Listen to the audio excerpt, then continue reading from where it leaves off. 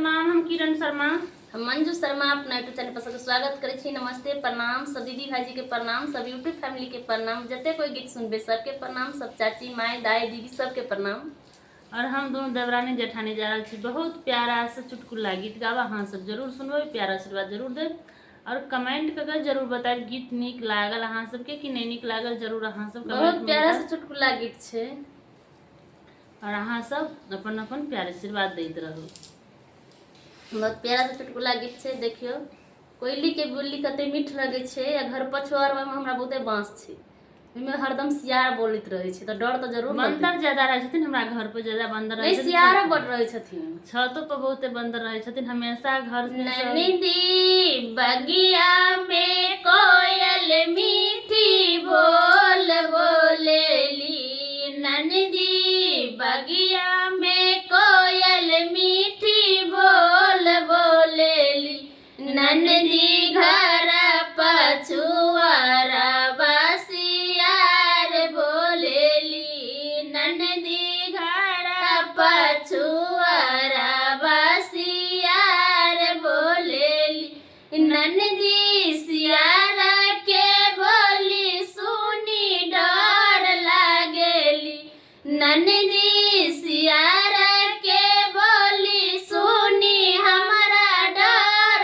लागेली, आके भैया निदरदी परदेश रहेली, आके भैया निदरदी विदेश रहेली, आके भैया निदरदी विदेश रहेली, नैनीदी बगिया में कोयल मीठी बोल बोलेली, नैनीदी बगिया में कोयल मीठी बोल बोलेली, नैनीदी घर पछुआरा बाबिलार बोलेली, नैनीदी घर पछुआरा बाबिलार बोलेली, नैनीदी बिलार के बोली सुनी डर लागेली,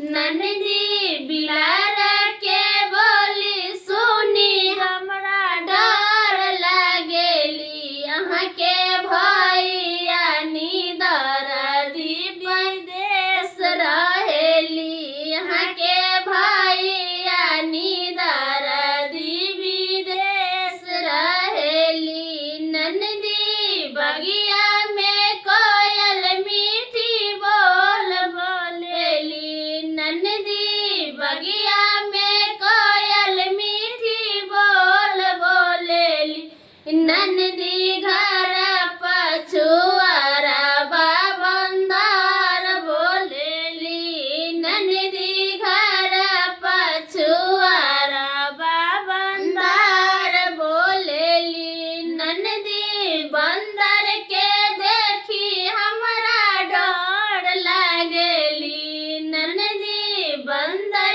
के देखी हमरा डर लागेली, मोरा देवरा निदरदी डूबल रहेली, मोरा देवरा निदरदी डूबल रहेली, नैनीदी बगिया में कोयल मीठी बोल बोलेली, नैनीदी बगिया में कोयल मीठी बोल बोलेली, नैनीदी घर पछुआरा बंदर बोलेली, नैनीदी घर पछुआरा बंदर बोलेली, नैनीदी बंदर के बोली हमरा डर लागेली, नैनीदी बंदर के बोली हमरा डर लागेली,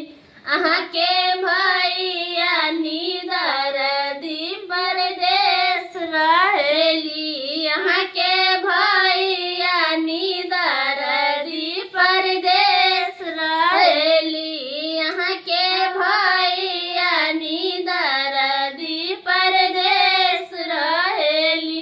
बहुते बंदर छै हमरा गाँव में, हमेशा घर पर छत पर बंदरे बंदर रहे छै।